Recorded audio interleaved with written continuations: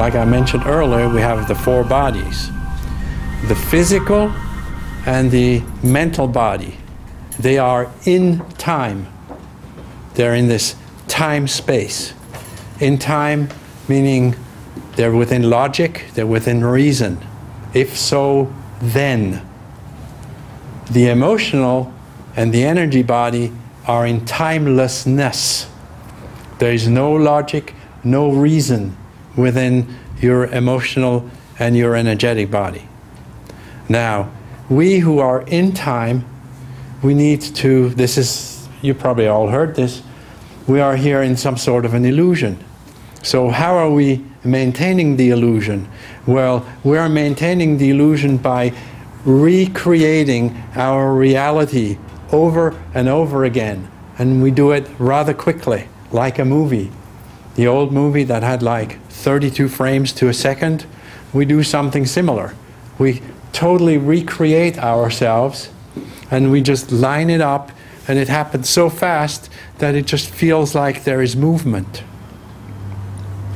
So you are, in reality, you are an assembly of individual moments over time that are all connected together with your emotional body. So if your 2-year-old is in major pain and trauma, you are going to feel it now. Okay? One of the major traumas and disturbances that we can have in our energy field is our negative self-talk. Okay? You go out, you go to your car, you realize you didn't bring your car keys along. Stupid me. Negative self-talk. Now, some negative self-talk is in the moment. But most of your negative self-talk is into your past. Because many times you make a choice, you make a decision, and then it goes awry. You know, the person who wants to sneak a couple of pounds of dope through customs, oh yeah, I'm going to do this, and then when they get caught, they're not going to give themselves a hard time for having gotten caught. They're going to give themselves a hard time for having made the decision to do so, which is in the past. So you're basically raining onto your own parade, and this stuff carries forward. So if your 5-year-old is really upset at your 4-year-old, and your 7-year-old is really upset at your 6-year-old, etc., etc., etc., you have this incredible storehouse of self-depreciation, and it carries forward. So I'd like to take you on a little journey where we're going to undo all this. The thing is, for it to work, you inside of yourself have to make a commitment that you will not have any negative self-talk any longer. Well, you know, we have a subconscious mind, and the subconscious likes consistency, and yeah, you'll remember a day or two, and then the third day you have a negative talk, some negative self-talk. You say, oh, stupid me, or what a clunker, or however you express yourself, and then don't give yourself a hard time for not adhering to your commitment. Because that'd be having a negative self-talk and then having negative self-talk because you got negative self-talk. That doesn't work. Okay? So you have to make your best effort. That means whenever you discover that you're in the midst of negative self-talk and you become aware of it, that you stop it right there. And for that which you transgressed against yourself, that you forgive yourself. And then, to the best of your ability, to the best of your attention, that you try and not have any negative self-talk.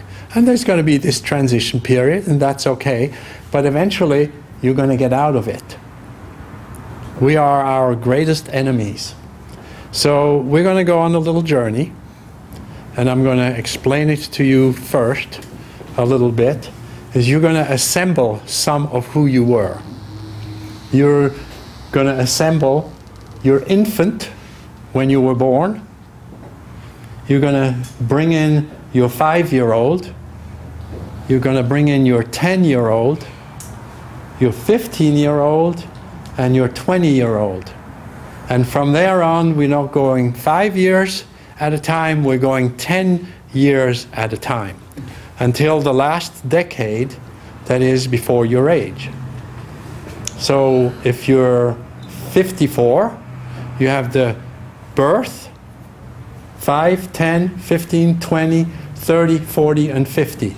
You have 8 of yourselves plus you, so you'd be 9. You'll be in a group of 9. Everybody get that? Okay. Do you have something to say? No? No, that's perfect. Okay. When we do start the 10, the 10s instead of the 5s? 0, 5, 10, 20. 15, 20, 30. 30, 40, 50, Gotcha. whatever. And if you're 35, then 30 is the last one. Okay, yes? And what if I can't remember anything? Make it up. Your imagination is way, way, way more potent. You need to understand we're as low as we can be in dimensions. We're in 3D world. So depth, width, length, the lower 3 dimension, held together by the 4th dimension, time, space.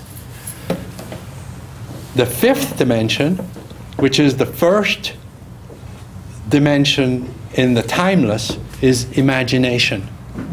So when anything you imagine, if it drops through time, space, it becomes material. So you just make it up. You just basically involve your senses as well as you can, and you just make it up. You're going to get all the benefit. Your nervous system cannot differentiate between what is real and what is vividly imagined. So if your nervous system gets it, it goes into your electrical system, it goes into your energy body, and it translates into your world. Does that satisfy you? It is certainly understandable. Okay. And we're setting the intention, I guess, to send this to our 5-year-old, 10-year-old. Intention is powerful, right? Yeah, we're going to talk to them. Yes. We're going to bring them in a huddle, and we're going to talk to them. Like, you know, the huddle before they play a game, they all come together and blah, blah, blah, blah, blah, and they go. We're going to do the same thing with our younger selves. Yes? So if you travel to the 5th dimension, you have a choice to make up things that you can't recollect. Does it matter if it's good things, fantasy things, or whatever you make up and bring it back down? Well, for it to manifest, it has to be believable to you. If it's unbelievable, it's not going to manifest. So it's you can decide whether you want to have fantasy or whether you want to be in fantasia.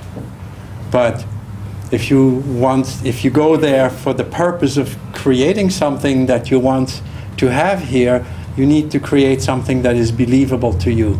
You cannot create money raining out of the ceiling because you don't believe that it's true, so it's never going to work. That gives you an idea of what you can do on the other side. All right, so ready? Everybody just close your eyes gently. Go inward.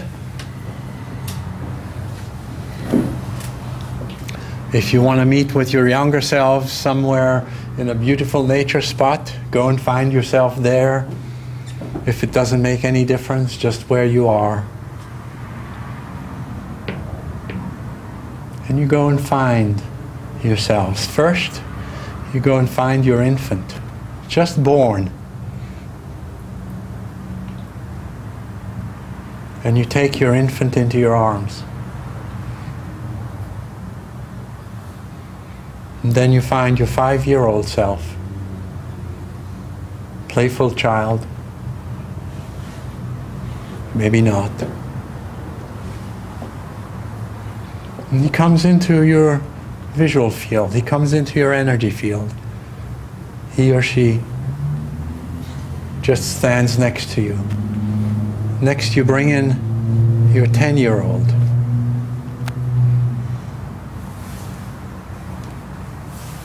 Challenges of life.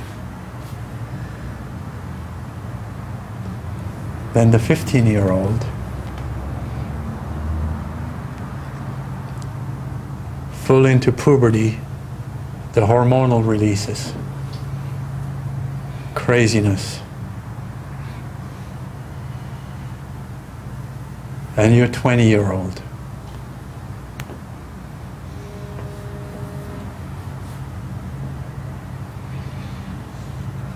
And from there on, you go on every decade until the last decade of your birthday. And for me to kind of not start talking before you have everybody assembled, what I would like to do is I'd like you to raise your right arm when you have them all assembled. So I kind of get an idea, and I'm going to be quiet till most of the arms are raised. Thank you, thank you. Thank you, thank you, thank you. Thank you, thank you. Thank you again.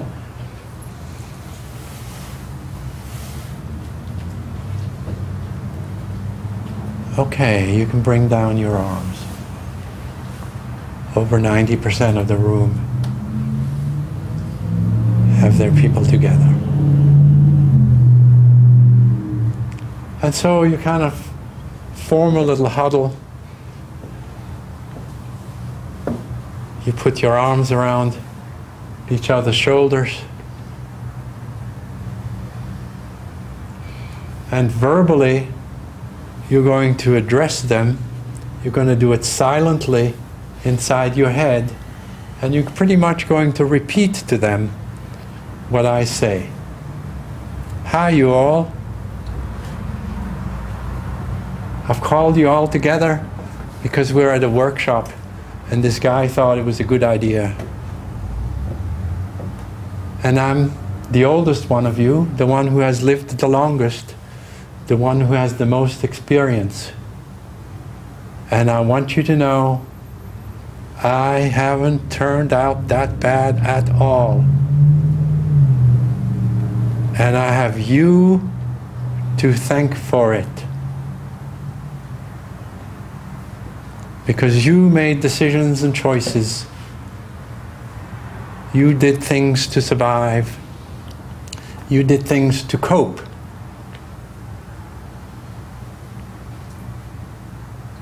And it determined which way we went. And as you can see, here we are. And we're doing mighty fine. Yeah, we still may have a little ding here and a little defect there. But for the most part, we're really okay. And so, I first want to thank you all from the bottom of my heart for your tenacity, your courage, and your willingness to cope with life.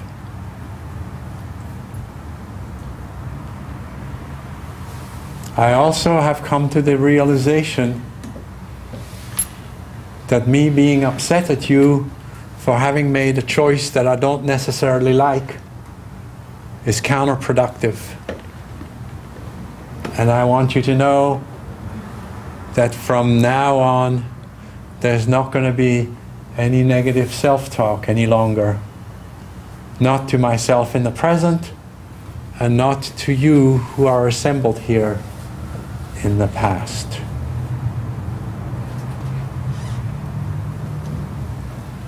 You need to know that I truly love every one of you. I love you deeply, deeply. from the bottom of my heart. And so, to let us all off the hook now from any transgressions, guilt, burden, or things that we thought we did wrong, I forgive you. Every one of you, I forgive you. You are off the hook. You are free to be you.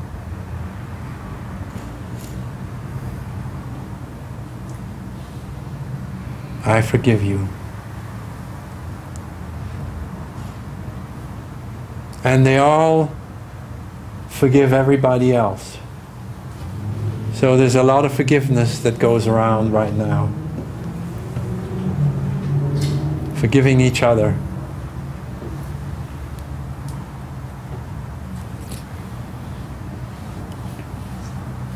And then this huddle kind of transforms into a group hug. You all hug each other. One big group hug. And you, now that you know how to run heart energy, you run heart energy into your younger selves. You see little beams of light between your heart and your infant's heart and your 5-year-old's heart and your 10-year-old's heart. And you run love energy into them. Loving them, appreciating them, being grateful for their effort.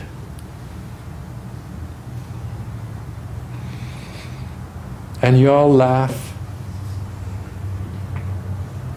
For those of you who are excited, you can jump up and down.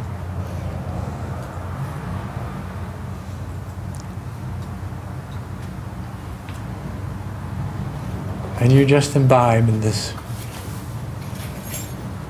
love energy that is between you and all your younger selves.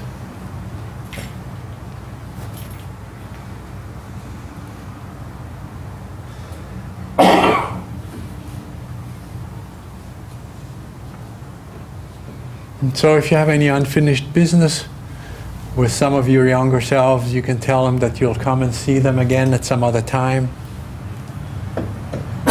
But for now, they can all return to where they came from. Go back into the time, space. And so you say fond farewells. You tell them how much you love them. And they drift away. Until it's only you. And so you realize you're at the gateway, sitting on a chair, and when you're ready, and when you're all back, you gently, gently open up your eyes, and you're fully present.